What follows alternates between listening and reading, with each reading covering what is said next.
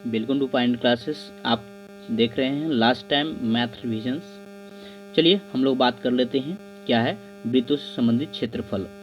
तो वृत्त का परिमाप और क्षेत्रफल क्या होता है दोस्तों। एक वृत्त के अनुदिश एक बार चलने में तय की गई दूरी, अनुदिश का मतलब उसके किनारे किनारे दूरी को उसका परिमाप कहते हैं और इसी को सरकमफ्रेंस या परिधि कहा जाता है। वृत्त की परिधि उसके व्यास के साथ एक अचर अनुपात जिसको हम पाई कहते हैं का यूनानी अक्षर पाई से व्यक्त किया जाता है, उसका गुणनफल होता है। या आप ऐसा भी कह सकते हैं कि पाई बराबर परिधि बटा व्यास बराबर पाई, या परिधि बराबर हो जाएगा पाई गुने व्यास। व्यास चूंकि डी या डी दुगना होता है त्रिज्या का, इसलिए परिधि बराबर हो गया 2 पाई आर। तो परिधि आपका क्या हो गया 2 पाई आर सरकमफ्रेंस, और वृत्त का क्षेत्रफल हो गया पाई आर स्क्वायर। तो व्यास बराबर 2 गुने त्रिज्या, यानी व्यास त्रिज्या की दोगुनी दूरी की होती है। कभी कभी आपसे पूछ दिया जाता है कि त्रिज्या दे दे और व्यास पूछ दिया या व्यास दे दिया त्रिज्या, तो आप याद रखें व्यास जो होती है त्रिज्या की क्या होती है, दुगनी दूरी का होती है। व्यवहारिक तौर पे पाई का मान 22/7 या 3.14 लेते हैं। अब यहाँ पे एक क्वेश्चन दिया गया है जो कि इन 3 सूत्रों की मदद से बन सकता है। चलिए, एक वृत्ताकार खेत 24 रुपये प्रति मीटर की दर से बार लगाना है, तो मतलब इसका परिधि हमको निकालने की जरूरत है। खर्च में कितना रुपया, 5280 रुपया लगता है। यदि इस खेत को 0.50 रुपये प्रति वर्ग की मीटर से जुताई करनी है तो खेत की जुताई करने का व्यय क्या होगा। तो पहले तो हमें खेत कितना है ये हमें पता करना पड़ेगा। तो इसके लिए हमें क्या करना पड़ेगा, चूंकि 24 रुपये प्रति मीटर की दर से इसको बायर लगाने में, तो हमें जो कुल खर्च है 24 से अगर हम इसको भाग दे देंगे तो जो आएगा जो लंबाई वो वास्तव में वृत्त की परिधि होगी, और उस परिधि को हम 2 पाई आर के बराबर करके हम आसानी से ये आर का मान निकाल लेंगे, और आर का जैसे ही निकलेगा तो पाई आर स्क्वायर करके हम वृत्त का क्षेत्रफल निकाल लेंगे। और क्षेत्रफल निकलने के बाद इसको 0.50 से जैसे ही गुना करेंगे तो हमें जुताई का खर्च आ जाएगा। वही चीज देखिए हमने क्या किया, वार की लंबाई क्या हो जाएगा, पूरा व्यय बटा दर, तो हमारा आ गया 220 मीटर। अब खेत की परिधि क्या हो गया 220 मीटर, यानी 2 पाई आर बराबर 220 मीटर। पाई को इधर भेज दिया, इसको काट छाट किए तो हमें कितना आया 35 मीटर आया है ना। 2 से 110 22/7 इस टाइप से काटे।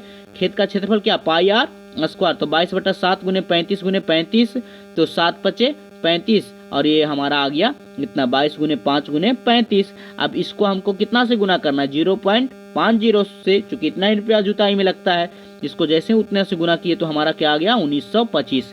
तो वृत्त का क्षेत्रफल और परिधि दोनों से संबंधित ये प्रश्न था, और इस प्रश्न को आप खुद से बना के देख सकते थे, परंतु अभी टाइम नहीं है तो आप आसानी से देखिए कि कैसे हमने बनाया। जो दिया हुआ है, क्या दिया हुआ है, कैसे निकालेंगे, कौन सा सूत्र लगाएंगे, ये 3 चीजें आपको फिगर वाइज विजुअलाइजेशन करना पड़ता है, खासतौर पे किसमें, क्षेत्रमिति और में।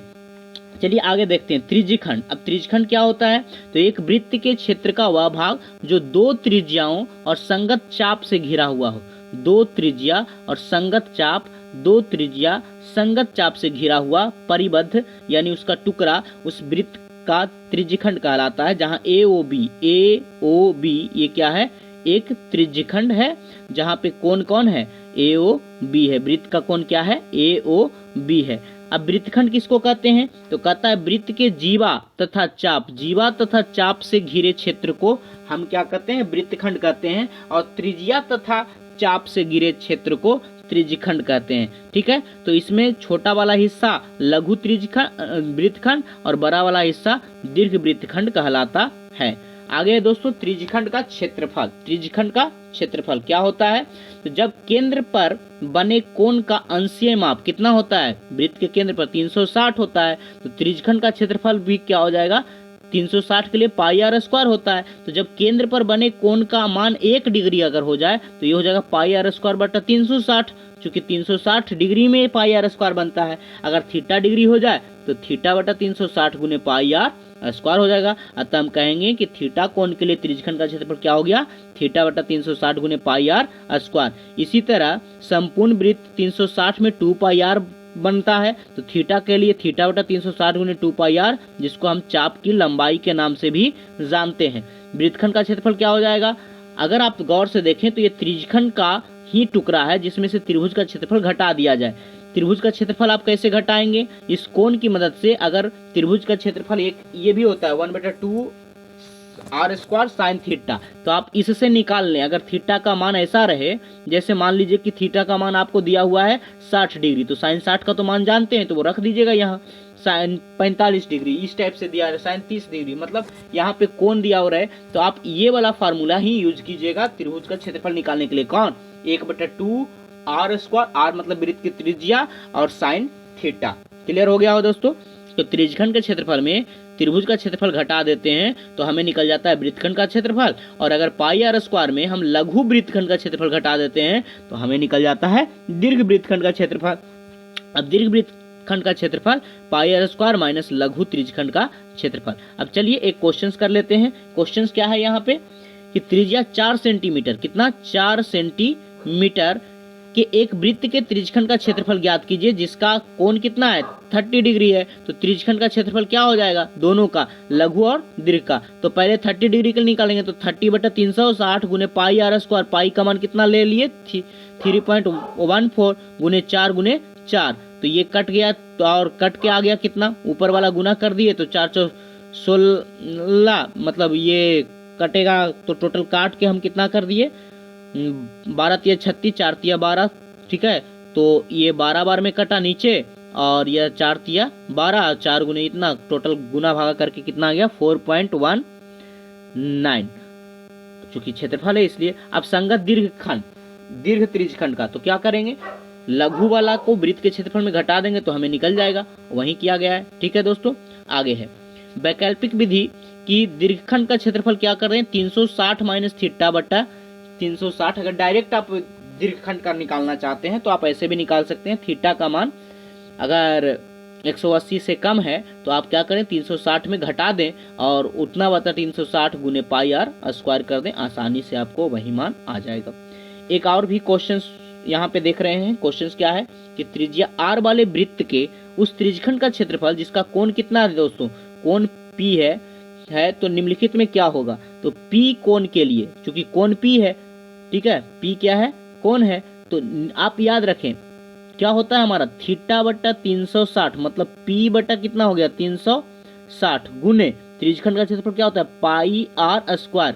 तो आप गौर से देखिए सभी जगह पे ये वाला तो होगा नहीं, चूंकि आर स्क्वायर नहीं है, ये हो सकता है, परंतु यहाँ पे 360 नीचे रहेगा तब यहाँ पाई आर स्क्वायर होगा, ठीक है। तो ये भी नहीं हो सकता है चूंकि काट देवल गया है।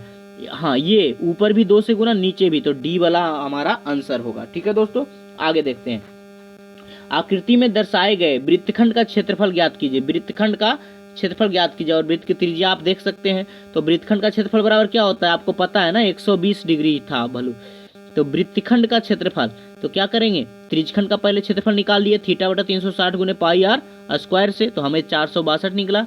अब त्रिभुज का क्षेत्रफल घटा देंगे तो त्रिभुज का क्षेत्रफल कितना आ गया, आधार गुने ऊंचाई करके, चूंकि आपको साइन 120 का मान तो पता नहीं है कि आप वहां से निकाल सकते हैं, तो आप इस त्रिभुज का क्षेत्रफल निकालने का जुगाड़ कर लीजिए। चूंकि ये 120 है तो ये 100%, ये दोनों क्या होगा 30-30 होगा, ठीक है, और ये 90 होगा। तो उस हिसाब से आप वो भुजा निकाल लीजिए, आधार और ऊंचाई निकाल लीजिए त्रिकोणमिति का प्रयोग करके, या ठीक है, और जैसे ही निकल जाए तो आप त्रिभुज का क्षेत्रफल निकाल के घटा दें।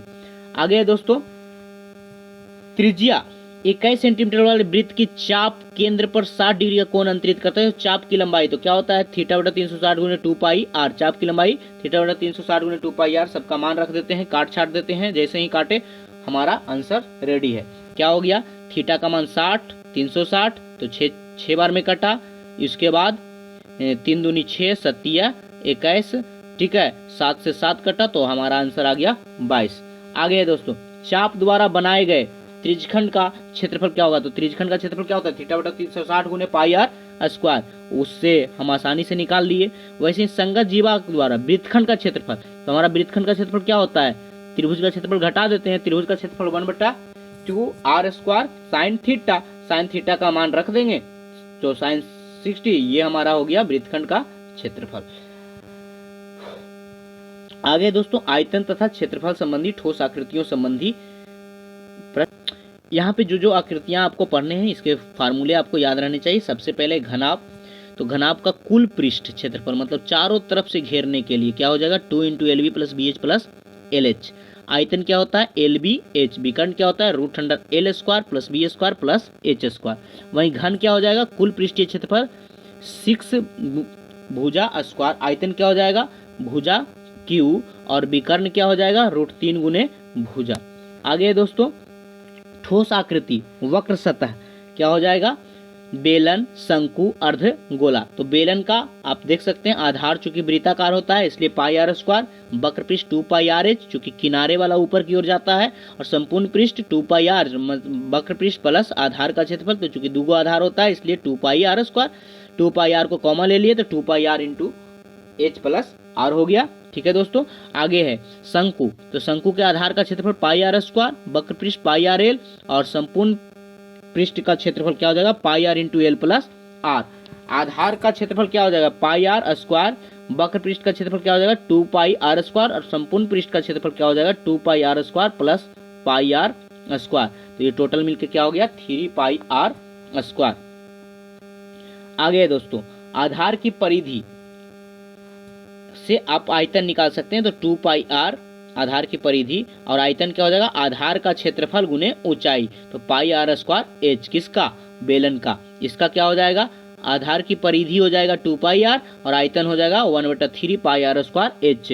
वहीं गोले के अर्धगोले के मामले में क्या हो जाएगा परिधि 2 पाई आर और आयतन क्या हो गया हमारा 2/3 पाई आर क्यू।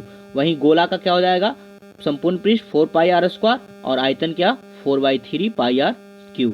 आसान है दोस्तों, आगे बात कर लेते हैं एक एक चीज का। सबसे इंपॉर्टेंट है इसमें आपका फार्मूला, क्या कहता है ठोस आधारभूत आकृतियां घनाभ घन शंकु बेलन गोला वे वस्तुएं जिनकी आकार और माप निश्चित होती है ठोस वस्तुएं कहलाती है।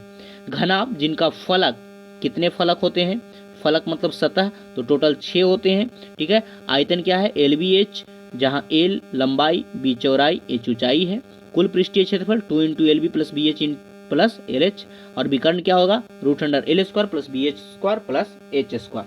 वहीं घन की बात करें जिसके फलक क्या हो वर्गाकार हो, जिसके फलक आयताकार हो वो होगा घनाभ और जिसके फलक वर्गाकार हो वो होगा घन। तो आयतन क्या होता है ए क्यू, फलक मतलब बाहरी सतह। कुल पृष्ठीय क्षेत्रफल 6a स्क्वायर और वक्र पृष्ठ क्षेत्रफल तो 4a स्क्वायर होता है, विकर्ण क्या हो गया √3a। आगे ठोस बेलन, तो दोनों आधार सर्वांगसम वृत्ताकार होते हैं, है ना, दोनों आधार और बीच में ऊंचाई। तो आधार का क्षेत्रफल पाई आर स्क्वायर, आधार की परिधि 2 पाई आर और बेलन के वक्र पृष्ठ का क्षेत्रफल 2 पाई आर एच, बेलन का संपूर्ण पृष्ठ क्षेत्रफल 2 pi R into R plus H और बेलन का आयतन पाई आर स्क्वायर एच। आगे दोस्तों शंकु, शंकु का क्या है शंकु का के आधार का क्षेत्रफल पाई आर स्क्वायर, शंकु के वक्र पृष्ठ पाई आर एल, शंकु का आधार की परिधि 2 पाई आर और शंकु के संपूर्ण पृष्ठ का क्षेत्रफल क्या होता है pi R into L plus R. शंकु का आयतन 1/3 pi R square H. Clear है दोस्तों।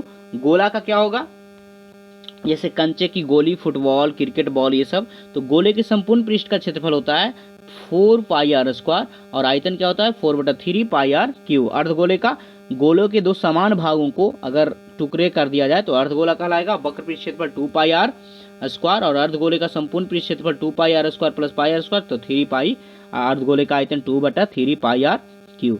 यहाँ पे एक है छिन्नक, छिन्नक से रिलेटेड भी आपको प्रश्न पूछे जाते हैं। तो छिन्नक में क्या होगा दोस्तों शंकु के छिन्नक बाल्टी भी कहा जाता है, तो बाल्टी का आयतन क्या होता है 1/3 पाई एच। याद रखें ये वाला चीज क्वेश्चन पूछा जाता है डायरेक्ट, तो आपको आसानी से निकालना पड़ेगा छिन्नक का। तो 1/3 pi H into R square plus R R, यहाँ पे कैपिटल स्मॉल का ध्यान रखें, अब प्लस आर स्क्वायर। बाल्टी के वक्र पृष्ठ का क्षेत्रफल pi L into R plus R. शंकु के छिन्नक के संपूर्ण पृष्ठ का क्षेत्रफल क्या हो जाएगा pi R square plus pi R square plus pi L into R plus L, ये छिन्नक का है। ठीक है, आप ये याद रखें, पाई को कॉमन ले लेंगे तो आपका ऐसा भी बन जाएगा R square plus L into R plus R. शंकु के छिन्नक की तिरछी ऊंचाई क्या होता है √h² plus R minus small R का होल स्क्वायर।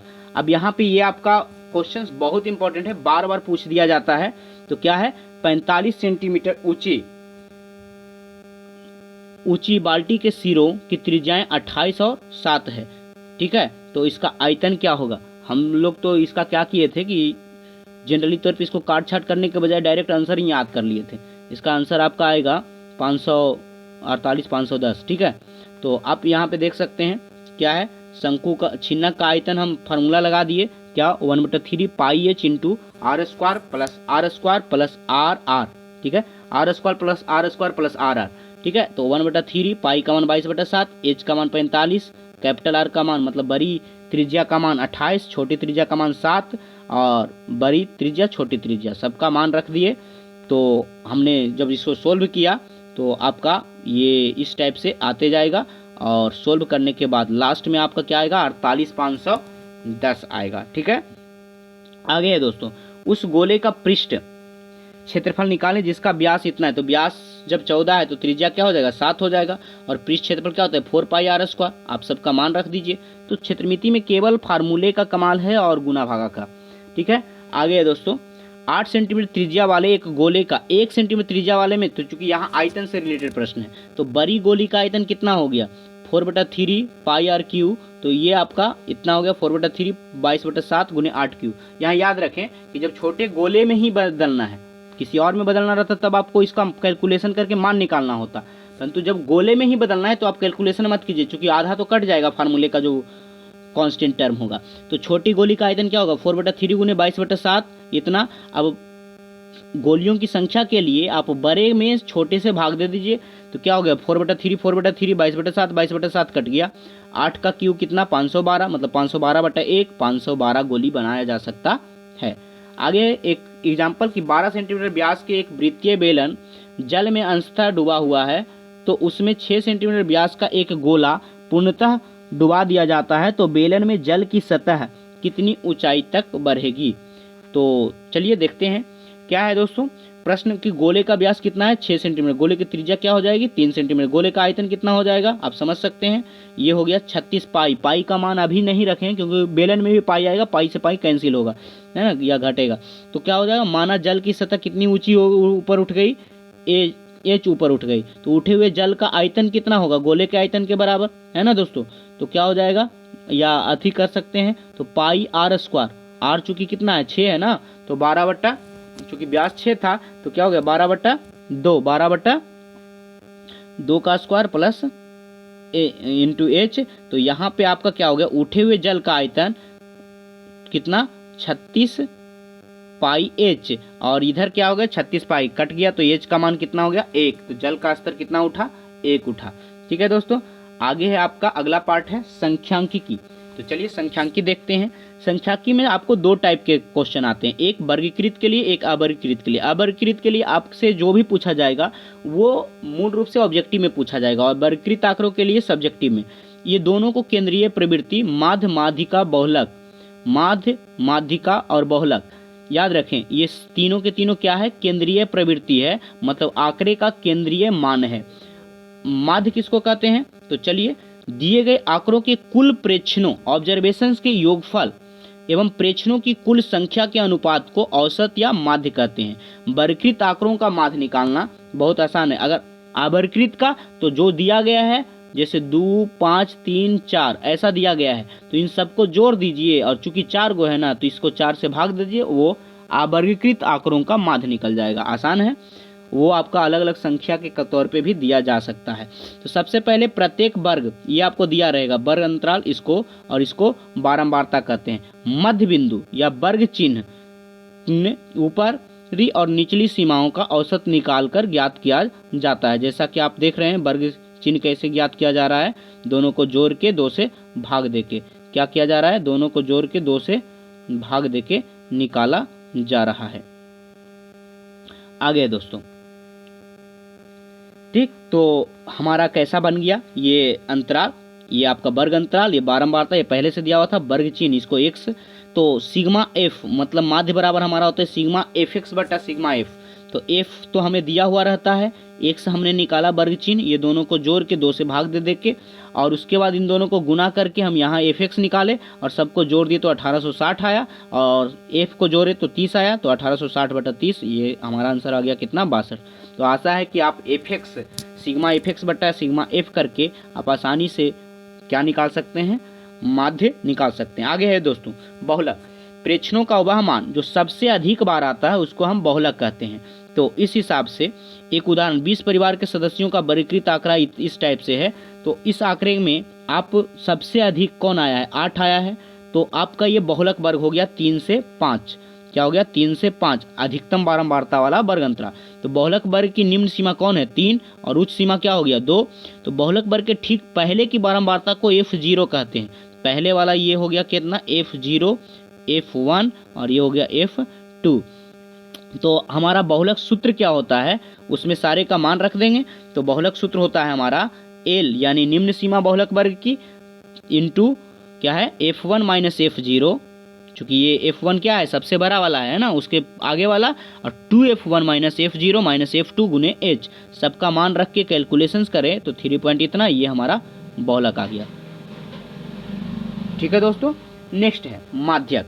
माध्यक कैसे निकालते हैं, तो प्रेक्षणों का वह मान जो प्रेक्षणों में सबसे बीच में होता है, मतलब अगर सबसे ज्यादा केंद्रीकृत आंकड़ा होता है वो माध्यक होता है। ठीक है, तो इसके लिए प्रेक्षणों के मानों को आरोही क्रम में व्यवस्थित करते हैं। अब यदि प्रेक्षणों की कुल संख्या n विषम हो तो माध्यक जो होगा n+1/2 वाला होगा। अगर सम हो तो n/2 और n/2 + 1 का औसत होगा। ठीक है, उदाहरण के लिए परीक्षा में 100 विद्यार्थी दिया गया है, जिसको 50 अंक में 100 विद्यार्थियों द्वारा 50 अंक से प्राप्त अंक का आंकड़ा लेते हैं, यहाँ पे जैसा दिया गया है। इसके लिए आपको क्या करना पड़ेगा, संचयी बारंबारता निकालना पड़ेगा, मतलब बारंबारता को इकट्ठा कर करके जोड़ जोड़ के निकाला जाता है। ये कैसे, 6 + 20 26, 26 + 24 50, 50 + 28 78, ऐसे करके निकालते हैं। मतलब ये पहले जो बारंबारता आपके पास है उसको हमें जोड़ते हुए निकालते हैं। तो आखिरी में आप देखिएगा कुल बारंबारता और संचयी बारंबारता का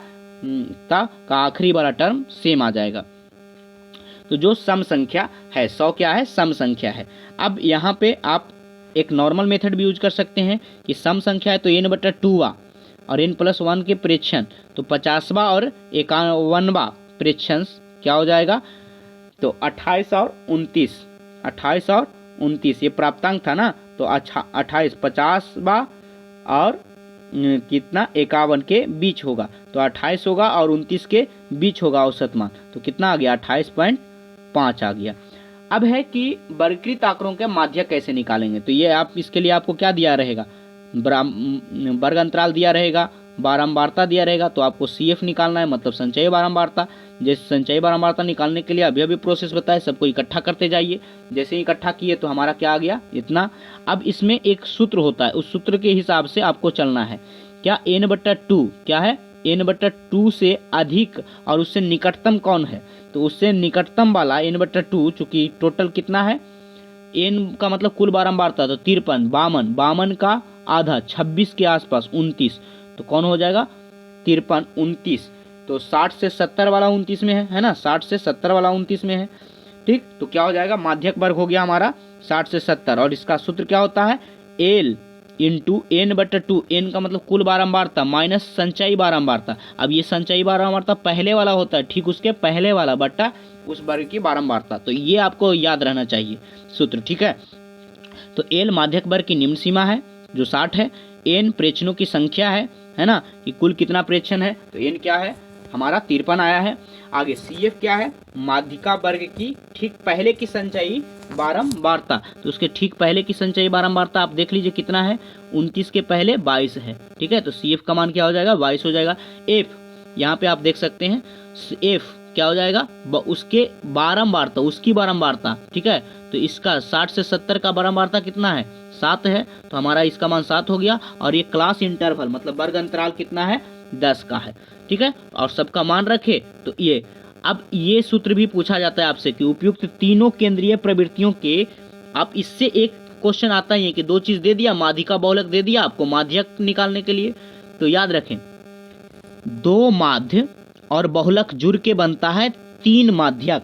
ठीक है, 3 माध्यक बराबर बहुलक प्लस 2 माध्य, या बहुलक बराबर ऐसे भी आप यूज कर सकते हैं 3 माध्यक माइनस 2 माध्य। माध्य छोटा है इसमें छोटा वाला गुना है, माध्यक बड़ा है इसलिए बड़ा वाला गुणक है। और बहुलक निकालने के लिए मतलब लक निकालने के लिए आपको 3 माध्यक में 2 माध्य घटाना है। ठीक है, लक निकालने के लिए 3 माध्यक में 2 माध्य घटाना है। अब है आपका प्रायिकता। किसी घटना के होने या घटिए के अंकीय मान को हम क्या कहते हैं, प्रायिकता कहते हैं। जैसे प्रायिकता कभी भी ऋणात्मक नहीं होगी, या किसी घटना की प्रायिकता नहीं हो सकती है। ठीक है, किसी घटना की प्रायिकता 1 से बड़ी नहीं होती है, याद रखें। यानी प्रायिकता ना ऋणात्मक होगी ना, तो इसलिए प्रायिकता क्या होगी, 0 और 1 के बीच होगी। प्रायिकता हमेशा क्या होगी, 0 और 1 के बीच होगी। एक निश्चित घटना की प्रायिकता और 0 अनिश्चित या असंभव घटना की प्रायिकता मानी जाती है। 0 एवं 1 के बीच होती है प्रायिकता, हमेशा क्या होती है, 0 और 1 के बीच होती है। 0 भी होती है, 0 किसकी होती है, अनिश्चित घटना असंभव घटना की। 1 किसकी होती है, निश्चित घटना की। अब यहाँ पे आप देख सकते हैं कि ये सारे क्या है, 0 और 1 के बीच मान है। ठीक है, तो आपको यहाँ से पूछा जाता है कि प्रायिकता होगा या नहीं होगा, किसका होगा। तो किसी एक प्रयोग के सभी घटनाओं का प्रायिकताओं का योग क्या होगा, 1 होगा। सभी घटनाओं के प्रायिकताओं का योग 1 होगा। तो किसी घटना के घटने की प्रायिकता अब प्लस नहीं घटने की प्रायिकताओं का कुल योग क्या होता है, 1 होता है। मतलब पीई घटने की प्रायिकता, पीई डैश ना घटने की प्रायिकता का योग कितना होगा, 1 होगा। तो पीई डैश बराबर, हम इसको पीई को उस तरफ, तो कभी कभी आपसे पूछ दिया जाता है कि बताइए अगर किसी घटना के घटने की प्रायिकता 1/2 है तो ना घटने की कितना होगा, तो 1 में से इसको घटा दीजिएगा। ठीक है, 1/3 है तो 1 में से घटा दीजिएगा, 1/3 हो जाएगा। आगे है दोस्तों, 2 पासों को एक साथ फेंका जाता है, इसकी प्रायिकता क्या है कि 2 पासों के संख्याओं का योग 8 होगा। तो आप सोचिए कि 8 कब कब आता है, 2 6, 6 2 4 4 और 5 3 और 3 5, मतलब 5 गो है ना। और टोटल 36 परिणाम होगा, चूंकि 2 पासा फेंका गया है ना, तो 6 एक गो से आता है तो 2 गो से क्या हो जाएगा, 6 का स्क्वायर 36, तो क्या हो जाएगा 5/36। ठीक है, 5/36। वहीं अगला क्या कहता है कि योग कितना हो, 12 से छोटी या उसके बराबर हो। तो 12 से छोटा तो हमेशा होगा। ठीक है, तो 2 से लेके क्या हो जाएगा, योग 2, एक तरीके से 3। तो इसके लिए आपको एक टेबल बना लेना है। कैसे बना लेना है आप याद रखें। इसके लिए जब ऐसा क्वेश्चन आए तो आप ऐसे कर सकते हैं। ठीक, यहां जोड़ लिख दीजिए 1 2 3 4 5 6 और इधर भी, और इसको जोड़ के लिख दीजिए। आपको आसानी से पता चल जाएगा कितनी बार 12 से कम आया, कितनी बार 12 से ज्यादा आया। और उसमें क्या हो जाएगा, 12 से छोटी या उसके बराबर आने की कुल प्रायिकता, तो कुछ ना कुछ तो आएगा ही। तो 36/36 कितना हो गया, 1 हो गया। आगे दोस्तों यहाँ पे देखिए, 3 विद्यार्थियों के एक समूह में 2 विद्यार्थियों के जन्मदिन एक ही दिन ना होने की प्रायिकता इतनी है, तो इसकी प्रायिकता क्या होगी, तो 1 में घटा देंगे, बन जाएगा ना। 1 में घटा देंगे इतना तो उसको आ जाएगा।